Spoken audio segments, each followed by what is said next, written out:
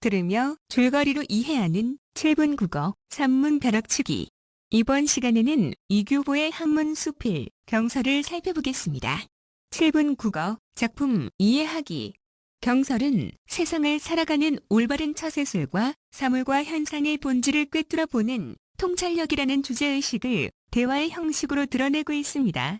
이 작품은 흐린 거울을 사용하는 거사의 태도를 통해 바람직한 삶의 자세를 일깨우는 교훈적 수필입니다. 거사는 거울에 먼지가 끼어도 사물을 맑게 비추는 본질이 사라지지 않는 것과 마찬가지로 부정적 현실을 받아들인다고 해서 사람의 맑은 본성이 흐려지는 것은 아니라는 현실주의적 처세관을 보여줍니다. 작가는 거울이라는 사물을 통해 지나치게 창념결백한 태도로만 일관하는 사람에 대한 비판 의식과 함께 당시 시대 상황에서 올바르다고 생각하는 자신만의 처세관을 드러내고 있습니다. 즉, 결백하고 청명한 태도로 일관한다면 현실에 부딪혀 깨지기 쉬우니 못난 사람도 감싸고 남의 허물도 수용하는 유연한 삶의 자세가 필요하다는 생각을 비유적으로 제시하고 있는 것입니다. 7분 국어 본문 감상. 거사에게 거울 하나가 있는데 먼지가 끼어서 마치 구름에 가려진 달빛처럼 희미하였다. 그러나 조석으로 들여다보고 마치 얼굴을 단장하는 사람처럼 하였더니 어떤 손이 묻기를 거울이란 얼굴을 비치는 것이요. 그렇지 않으면 군자가 그것을 대하여 그 맑은 것을 취하는 것인데 지금 그대의 거울은 마치 안개 낀 것처럼 희미하니 이미 얼굴을 비칠 수가 없고 또 맑은 것을 취할 수도 없네. 그런데 그대는 오히려 얼굴을 비추어 보고 있으니 그것은 무슨 까닭인가? 하였다. 거사는 말하기를 거울이 맑으면 잘생긴 사람은 기뻐하지만 못생긴 사람은 꺼려하네. 그러나 잘생긴 사람은 수효가 적고 못생긴 사람은 수효가 많네. 만일 못생긴 사람이 한번 들여다보게 된다면 반드시 꿰뚫이고야 말 것이네. 그러니 먼지가 끼어서 희미한 것만 못하네. 먼지가 흐리게 한 것은 그 것만을 흐리게 할지언정 그 맑은 것은 상오지 못하니 만일 잘생긴 사람을 만난 뒤에 닦아줘도 시기가 역시 늦지 않네. 아, 옛날 거울을 대한 사람은 그 맑은 것을 취하기 위한 것이었지만 내가 거울을 대하는 것은 그 희미한 것을 취하기 위함인데 그대는 무엇을 괴이하게 여기는가? 하였더니 손은 대답이 없었다. 7분 국어 심화학습. 첫 번째, 경설에 나타난 비유적 표현의 의미입니다. 거울은 대인 관계에서의 태도를 뜻합니다. 맑은 거울은 타인이 바라보는 나의 모습으로 결점을 잘 지적해 줍니다. 반면에 흐린 거울은 타인이 바라보는 나의 모습이며 결점을 잘 숨겨줍니다. 사람의 용모는 도덕성입니다. 맑은 거울은 군자나 성인과 같이 도덕적으로 결함이 없는 소수의 사람을 뜻합니다. 반면에 못생긴 사람은 도덕적으로 결함이 있는 다수의 사람을 의미합니다. 거울을 보는 행위는 살아가는 데 있어서의 처세입니다.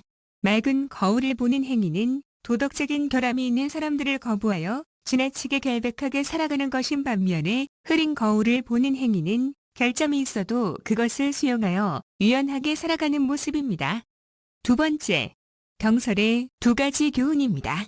첫 번째 교훈은 지나치게 청렴결백하게 처세할 경우 결함이 있는 사람들에 의해 깨뜨려질 수도 있다는 점입니다. 따라서 자신의 청렴결백을 드러낼 상황이 아니라면 드러내지 않는 것이 더 좋은 처세술이라는 점입니다. 두 번째 교훈은 모자람 점이 많은 사람들이 잘나기만 한 사람들보다 훨씬 많이 있다는 점입니다. 따라서 사람들의 잘잘못을 일일이 따지기보다는 너그럽게 넘어갈 줄도 알아야 한다는 것입니다. 세 번째, 거사가 흐린 거울을 보는 행위와 문학의 기능입니다. 우리는 문학 작품을 읽음으로써 인간과 세계 그리고 삶에 대한 깨달음을 얻게 됩니다. 그 깨달음의 내용은 새로운 인식에 대한 것일 수도 있고 윤리적인 성찰일 수도 있으며 심미적인 것일 수도 있습니다. 경설의 거사는 손과의 대화 속에서 자신은 의도적으로 흐린 거울을 본다고 말합니다. 비록 흐린 거울이라 할지라도 거울의 본성인 맑음이 사라지는 것이 아니며 먼지를 닦아내면 거울의 본래 모습이 돌아온다는 인식하에 사람들은 맑은 거울을 통해 자신의 추한 모습을 보기 싫어하므로 차라리 흐린 거울을 보는 것이 낫다고 말합니다. 이는 사람들의 심리를 이해하고 포용하는 자세를 보이고 있는 것입니다. 이렇듯 경설의 글쓴이는 거설하는 객관적 인물을 설정하여 세상을 살아가는 인간이 지향해야 하는 삶의 진리와 바람직한 인간상으로 자신의 본성을 견지하면서도 타인의 결함이나 흠결을 포용하고 감싸 안을 수 있는 열린 자세를 제시하고 있습니다. 독자는 경설을 통해 이러한 윤리도덕적 가치를 인식하고 이를 내면화하여 바람직한 삶이 무엇인가를 깨닫고 자신의 삶을 살아가는 지표로 삼을 수 있는 것입니다. 네 번째, 경설에 드러난 시대적 배경과 이규보의 처세관입니다. 고려시대 무신의 난이 일어나고 이 난으로 인해 고려의 정치 사회적 상황이 급격히 바뀌면서 지배계층의 변화가 일어나게 됩니다. 이 과정에서 기존 귀족 계층은 몰락하고 신진 사대부들이 등장합니다.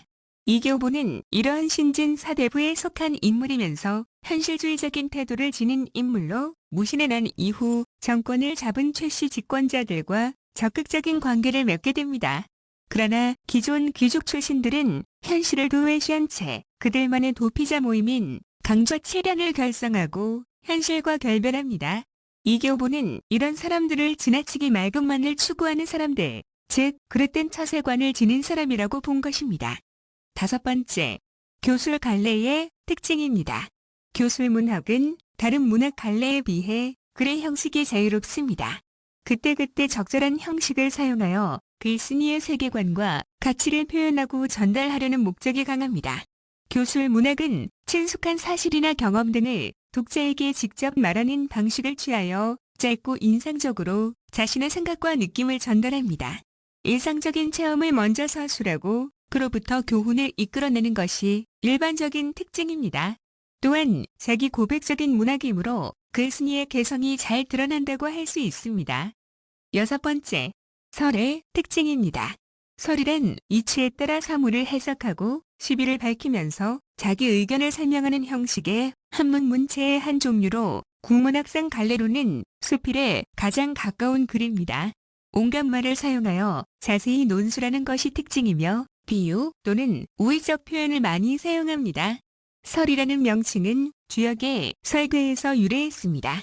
당나라 시대에 이르러 새롭게 발전하여 우의적 작품이 많이 나오게 되었습니다. 중국에서는 한유의 사설과 잡설 그리고 주도니의 애란설 등이 유명하며 우리나라에서는 고려시대에 이규보의 경설과 실견설 그리고 이옥설이 있으며 조선시대에는 강희맹의 혼자오설 그리고 관호문의 충묘설 등이 대표적입니다. 일곱 번째, 수필에서 드러나는 글쓴이의 개성입니다. 수필은 글쓴이의 경험이나 글을 통해 얻은 깨달음과 삶에 대한 성찰 등을 자유롭게 표현한 글입니다. 수필은 특정한 형식적 제약이나 갈래적 특징에 구애받지 않는 자유로움을 지니고 있습니다. 수필을 무형식의 형식이라고 하는 것은 수필의 이러한 형식적 자유로움에서 비롯된 말입니다. 이러한 수필의 자유로운 형식 덕에 상대적으로 글쓴이의 독특한 표현 방식이나 형상화 방식이 개성적으로 드러날 수 있는 것입니다. 또한 수필은 자기 목소리의 문학이기도 합니다. 수필의 글쓴이는 허구화되지 않은 1인칭 서술자입니다. 시나 소설처럼 허구적 대리인은 화자나 서술자를 내세우지 않고 글쓴이가 작품의 전면에 등장하기 때문에 수필에서는 글쓴이의 개성이 보다 직접적으로 표출됩니다. 일반적으로 수필에서 글쓴이의 개성을 드러내는 요소는 문체나 표현 방식 또는 삶의 체험 방식 그리고 대상을 바라보는 시각이나 사물을 해석하는 안목 등이 있습니다. 여덟 번째, 함께 읽으면 도움이 되는 작품입니다. 이규보의 학문 수필, 실견설이 있습니다. 실견설은 사물에 대한 새로운 인식을 담은 작품입니다. 손과 나의 대화를 통해 큰 것의 생명은 소중하고 작은 것의 생명은 하찮다는 통념을 깨고 생명에 있는 모든 것은 소중하다는 가치를 드러내고 있습니다.